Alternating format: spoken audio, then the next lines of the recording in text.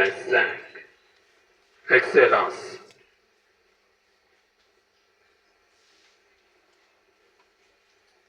Voilà, c'est le gouverneur de la province du Kasaï central qui va passer pour présenter l'économie de ses projets budgétaires à l'exercice 2025 pour la ville de la province du Kasaï central. Et oui, c'est comme vous le comprenez, et mon déjà devant la représentation provinciale pour cette présentation.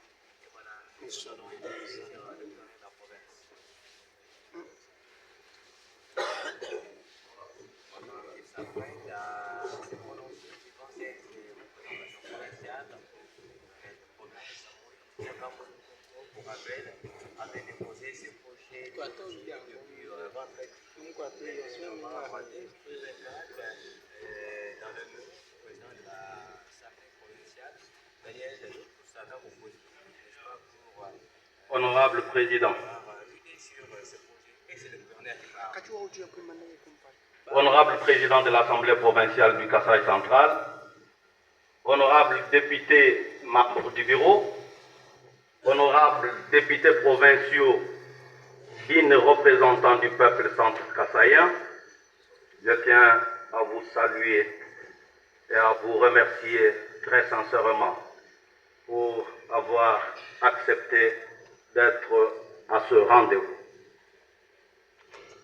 Je voudrais, de prime abord, au nom du gouvernement provincial, m'acquitter d'un agréable devoir, celui de vous saluer encore très chaleureusement et de vous exprimer en même temps ma joie de me retrouver à cette tribune de votre bel hémicycle qui abrite la première institution de notre province.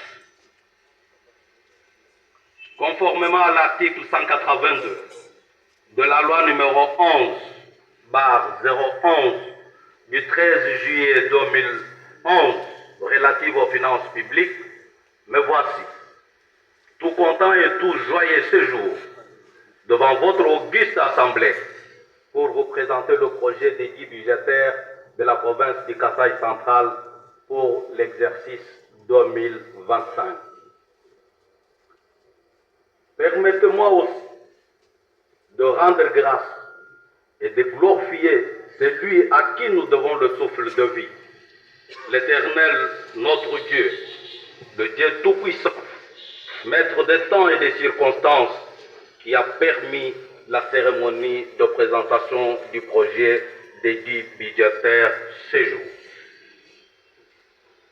La circonstance de ce jour m'offre également l'occasion de rendre un hommage mérité à son Excellence Félix Antoine Tshisekedi Tshilombo, président de la République, chef de l'État, pour son engagement et sa détermination pour un changement ayant pour socle la migration vers une gestion axée sur les résultats.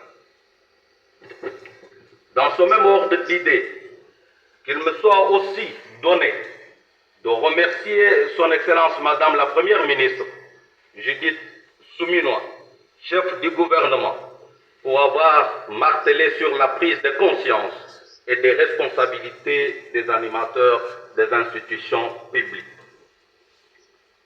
Je me soumets donc avec plaisir à cet exercice constitutionnel, légal et démocratique qui m'offre l'opportunité de présenter aux dignes représentants de notre peuple l'outil de gestion des finances publiques de la province pour l'exercice 2025. Vous me direz donc mes sentiments de reconnaissance anticipée pour vos questions d'éclaircissement, vos remarques et vos recommandations pertinentes qui vont doter la province d'un outil indispensable de gestion pour le bien-être de tous les centres kassaïens.